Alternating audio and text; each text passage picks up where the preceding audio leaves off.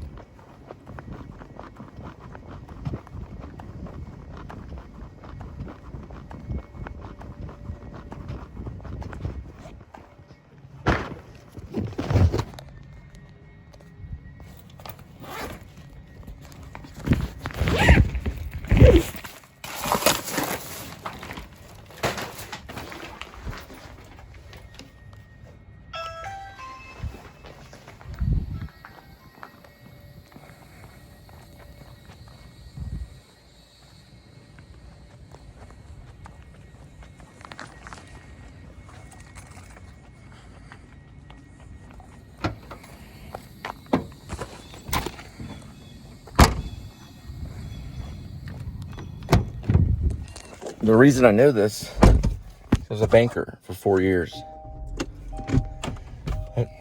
That's why it goes. If you got a lot of money, you can treat people like crap. The sign back there said specific permit request. What does that mean? Keller. I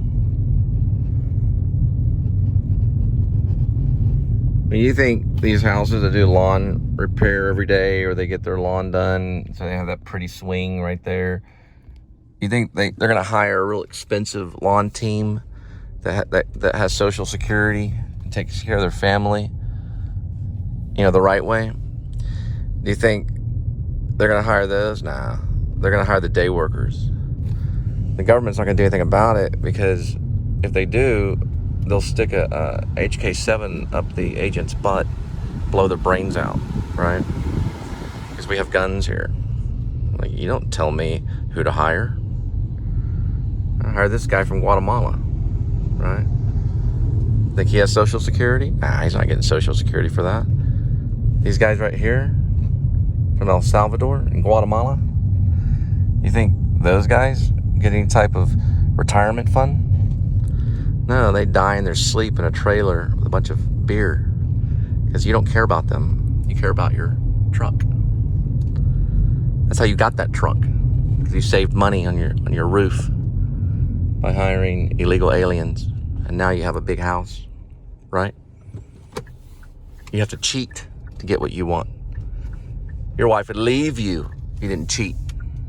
Josh Smith, Ricky Primrose, Mike Gibbons. Think if that fidelity runs out, you think your wife's gonna stay with you? She'd leave you in a heartbeat. You're disgusting. You ever wake up in the morning, look yourself in the mirror? You know what you see? Wrinkled old man, barely hanging on. You think your wife really likes you? Look at that Bible that you chain her to. You read to her every night, the Bible. Honey, we need to talk about the Bible. Because you don't want her to kill you. If she leaves you, you'll blow your brains out, right? You just stop eating. There's a couch right here. We are probably, if you need well, it's not a couch. It's actually a recliner. Look kind of like a couch. I don't know. You have to go back and check it out, but it's like a recliner. It's off of Pearson. I grew up around this area. This is Florence, right? I went to Florence Elementary. That's why I'm a genius. So my dad, he said, I'm gonna take coal out of. That was my first friend. My very first friend was in that right there. My mom was in kindergarten. My mom took me there to see my first friend. Pre-K, actually, probably. My mom took me to Baptist school. I went to a Baptist school for 2 years, first grade and second year. Josh said, you need to go back. Well, you know what, Josh? You don't have any hair. Now, after the second year, my mom left my dad, and my dad pulled me out of Baptist private school and put me in a Florence Elementary, where I learned how to think logically. I was slightly becoming dyslexic when I was working with the Baptist at that school. A principal helped me, though. He was a crippled principal. He healed me magically with the power of God. He showed me the difference between 22 and, like 23 or 33 and 34, right? I learned to not be dyslexic just like that. I'm not dyslexic. That says 402. So I went to Florence Elementary and I started studying how to think logically. It's important that we teach our children to think logically. They'll learn about Jesus. They'll learn about asking Jesus into their heart and all that kind of stuff. But you keep pressuring a kid about Jesus over and over and over, interrogating them, it makes them kind of weird, because this world doesn't work that way, right? It doesn't work the way that you think it. That used to be a dirt road right there. That's Fox Lane. It doesn't work that way, right? Jesus in your heart, Jesus will save you, but you have to learn to function in society. And public school teaches their children to function logically in society. And they have a silent moment.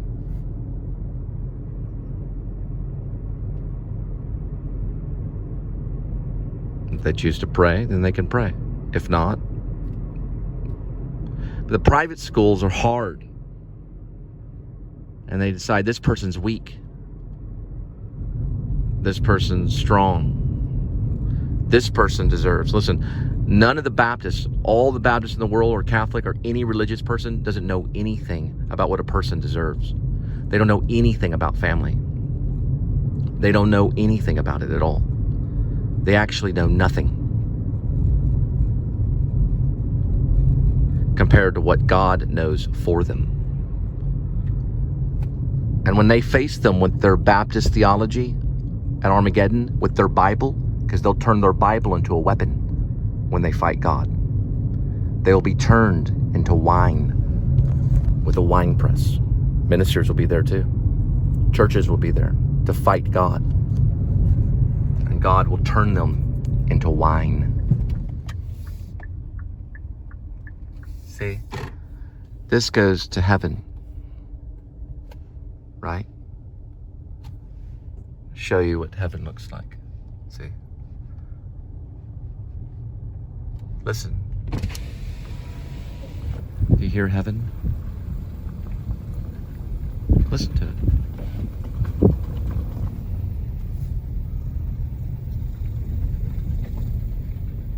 You can hear the sounds of the kingdom being built every day. Because heaven is everybody's right under God. Everybody has the right to have a little piece of heaven.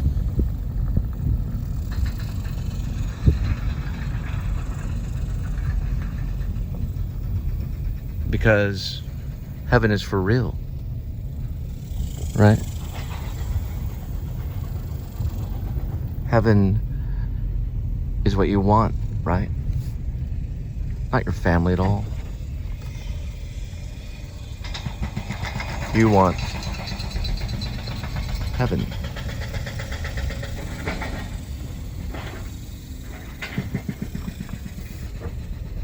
It's artwork. See, you'll find heaven one day. Trash daddy. Right? You'll find it one day. And you'll say, look, I drove to heaven. Trash daddy. I drove around and I found artwork on the side of the road. And I looked and I experimented. I said to myself, wow, this is heaven. This is liberty. Then I went back to earth, just like the man who fell from the sky, or whatever David Bowie was in. I don't know. He's in The Man Who Fell to Earth. He fell to earth. David Bowie fell to earth. The man who fell to earth. And I looked around. I thought to myself, wow, that was great. Heaven's a lot of fun. But there's no trespassing. That's how the church thinks. The exact theology of the church. Just that. Right? We don't understand what you're saying. That's because you don't have the capability to understand. You don't have the capability to look at two giant buildings like the World Trade Center. And that all fell down and people fell from the sky on fire and hit the ground. You don't have the capability to understand life. I do. Look at that right there. See? See? There's Adam the Woo. He's cooking a hot dog in that. You don't understand because you choose not to understand. You made the choice to not understand. About to pass like a bear or something. It's a white-looking bear on a, see right here, like a bear. It's all about the concept. Oops, made a wrong turn. Ahead yield, Dove Road. I don't know what it looks like. That's where we would play. That's Hunt's property, the old property. My sister and I would go out there where the hay bales were. We'd play in the hay bales. This was all forest. See some of these trees you recognize. You always recognize a tree. You'd pass by these trees. This was all like trails and forest. This road didn't exist when I was younger. It was all woods. All of this. No house. There were no houses, anything. The guy on the tractor wasn't there, nothing. He was a young man. He was probably close to a teenager. Maybe in his 20s or so. The guy's 70 or something. Died of heat and exhaustion or something in his 70s. Look at all this right here. None of it was here. This is all trails, and I recognize that right there. Recognize the way that shrubbery was way over there on the other end. Over there where you can't see, over there. I recognize that. Because I came here as a child, as a boy, with my sister. And this was all forest. I was going to write a novel about it. How we'd play in the forest. None of those houses were there. We'd go down this creek right over here. We'd cross over here. There was a pond. There was a huge hay bales that we'd jump out of these hay bales in the middle of Keller, South Lake Carroll, Keller, Roanoke area. And this was all forest right here. All of that. I remember what that looked like right there. The way that shrubbery was still kind of the same. All that was just trees and forest. Just trees and forest, just fields, all of it. And somewhere in there was an opening, and there was these hay bales, and they were huge, like a football field size of hay bales for all the cattle. And we'd jump up there, and it was just giant. We'd dive, just like a Mountain Dew commercial, right in this hay. And we'd climb around the hay. The hay was flying in the air like in slow motion. You see it? Like in slow motion. Right? That's what we did. And then we found this pond. By the time we got home, my mom had called the police, and they were dragging the pond with a net to look for our bodies. We weren't in the pond, we were playing. We didn't get home until after dark. It was probably about, I don't know, a little after dinner. We were gone all day, about 8 hours we were playing. And they called the local police to look for us. Even though it hadn't been 24 hours, you know. You usually can only call after 24 hours. Finally we showed up, and then they called off the search for us. Because we didn't really get lost in the woods at all. We were just having fun. Just using our imagination. Just playing. All of this was forest. All of it. Every single part of it. None of these houses were here. Nothing. Now it's a big community of rich people because of the church. God said, you deserve the money. You're a millionaire. You deserve all the money in the world. Now all the trees have been cut down. None of it's there. And so finally they cut all the trees down. They put this big road in, I don't know, 20 years ago. Maybe a bit longer than that. Probably freaking 30 years ago. Yeah, 30 years ago they started developing a lot of this area. It was all forest as far as the eye could see. See those trees right there, how they kind of turn green, like real dark green, almost like look like grapes are on them. That's how the whole place looked like. Very thick when you walked in. They couldn't find us with a helicopter or anything. They'd never be able to find us. And we were just lost in that forest, you know. All in that area right over there. None of this was here. But we could find our way back.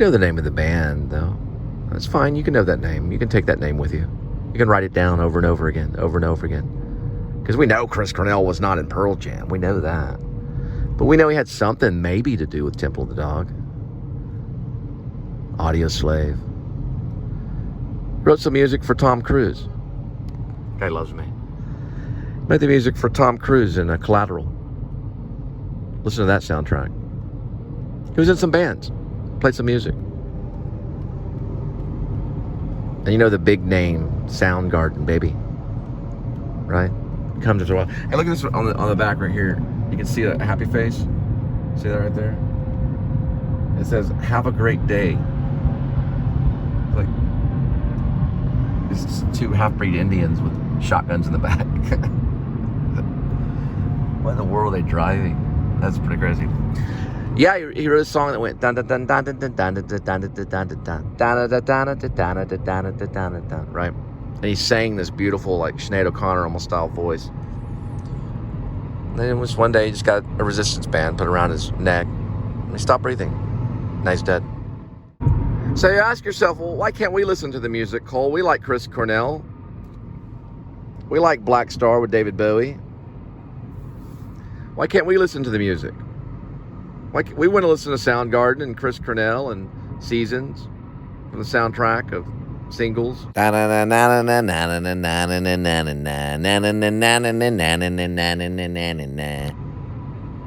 Pearl Jam was in it. We want to listen to the music because when I turn the phone on the recorder, it turns the sound system off. And also, it makes YouTube kind of mad sometimes where they do what's called copyright claims. Because if they have... what is he talking about? Because they want to claim that music. They're like, that's my music. No, it's not. It's Chris Cornell's music. Yeah, but we own it. Well, no, you don't. Chris Cornell wrote it. He didn't say you could have it. No, it's my music. People make money off that music. You don't have a right to make money. Or do I? The damage doesn't stand a chance. Water, fire, smoke, mold. Probably for carpet or house or something.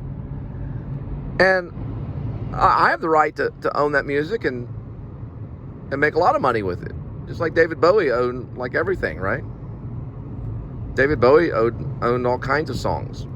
Like Beatles songs and all kinds of things, right? He owned something, right? David Bowie had a lot of money. He bought a bunch of songs and resold them.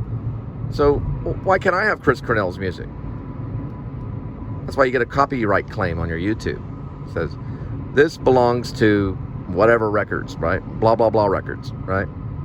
Some other company, right? You know the name, or leave a comment, make a note. You can write it over and over again on a piece of paper. The name that you know. Wow, I know that name. Write it over again like 50 times. So then when you're like 89 years old, you won't forget, right? Why can't I have Chris Cornell's music?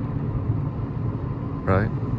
Da na na na na na na na na na da na na na na na na na na na na da na na na na na na na na na na.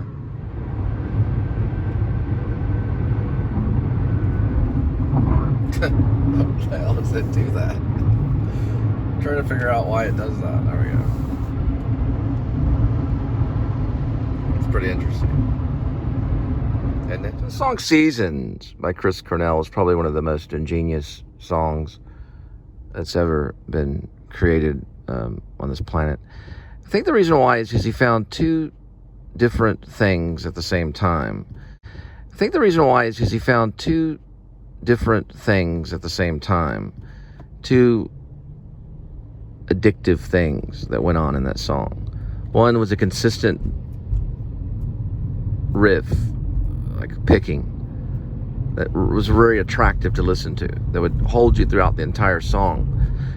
And it goes on for about 3 minutes and 46 seconds or so, around that time. And then he changes the riff to another addictive transition. And both the transition and the riff were both addictive. It's a very addictive two brothers going at the same time on that song, kind of thing. And then the transition came in. And then, of course, the melody on top of it was just as genius, too. So many things were happening at the same time. Only like Led Zeppelin and other bands that were like that could kind of do those kinds of things. They don't really do that anymore. Bands can't really do those kinds of things anymore. But how he fit a resistance band around his head